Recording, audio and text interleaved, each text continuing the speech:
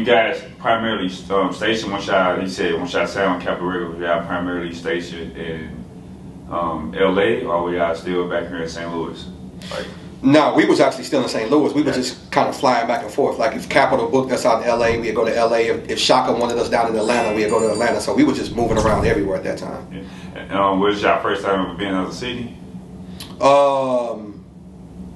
I think Zoe may have traveled, but I know for myself, I had been to California before when I was younger because I got family out there. Gotcha. So but not on the level how we was moving around at that time. But you know, we was younger too when we made those trips. Yeah. But by this time, y'all stars, in a sense, y'all celebrities in a sense, up and coming. Yeah. How was the culture then from that perspective?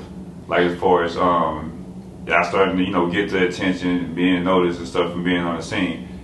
Like how was the culture in LA then versus being in St. Louis where it's just more of a local chill vibe versus you around celebrity stars, things like that?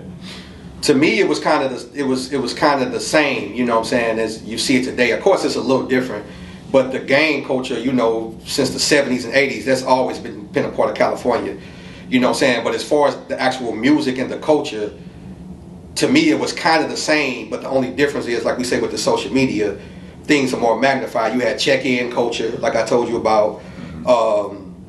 It still was things that was going on underground. People were still getting robbed. It was all the same stuff going on. But like I said, it wasn't as magnified. So me and Zoe didn't have Instagram or Facebook to get on there and be like, yo, we at the W Hotel, flashing our jewelry, we getting money out here. So, but I can imagine if they had it at that time, then maybe our situation would have even been different. But the fact that we didn't have that, it kind of kept it a little bit more low-key. But I'm kind of glad we didn't have it, because now that I look back, we would have exposed too much, which I think is a problem today. It's just, everything is overexposure. Cats leaking a video or see your address at the bottom like with Pop Smoke and something happened. Mm-hmm. So it was the same, but it just wasn't over, publicized how it is with social media. Have you ever, during that time you said with the check-in, had to deal with a situation like that? Yeah, obviously we did. So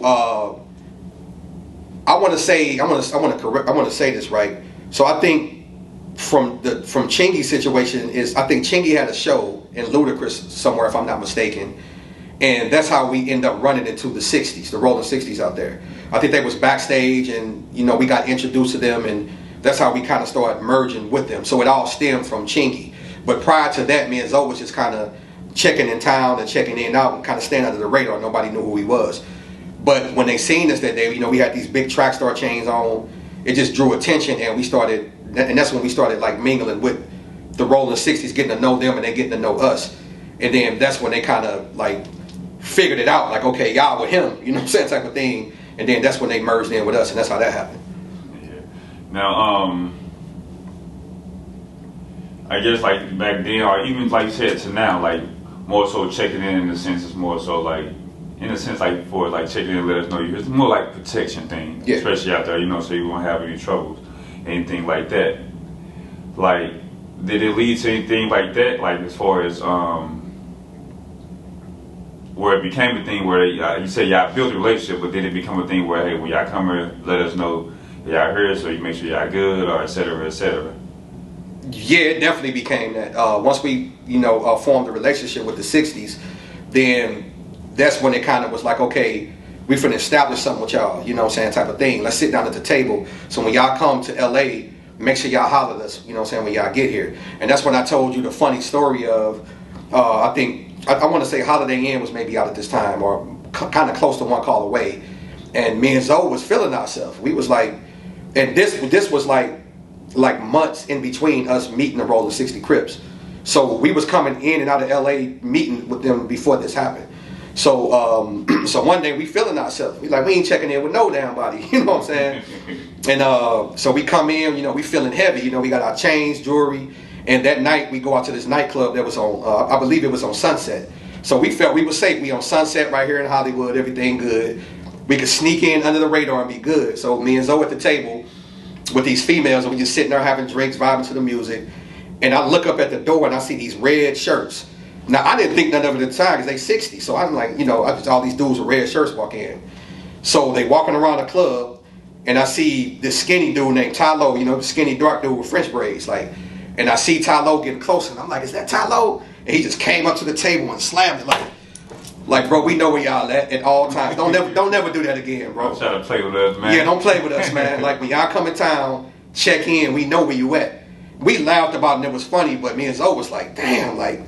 They just show you how serious it is, though. That's exactly. Before you say that happened then is, now with social media, yeah. That's what I'm saying. It was always going on, but I'm gonna share some positive, because I know a lot of people call it extortion. I know a lot of people call it a lot of things, but I ain't one of them type of people that's like, don't do it or do it. Whatever you feel to do is what you want to do as far as checking in. But one thing I will say on a positive note is that now that I look back on it, it did keep us out of some trouble that we could have got into. Because we was on the radar. You know, we walking around with $40,000, $50,000, $60,000 chains and, you know, jewelry. We got, you know, #1 album in the country, millions of dollars. So people was watching us. And we you know, they would come back to us and tell us several times, like, such and such, y'all on such and such radar. Y'all on such and such radar. Well, because we was aligned with them, we was good, you know what I'm saying, type of thing or whatever. So on the shared positivity on it, it did help us. Because I can imagine if we didn't have that, on what could have possibly happened to us if we didn't have that protection.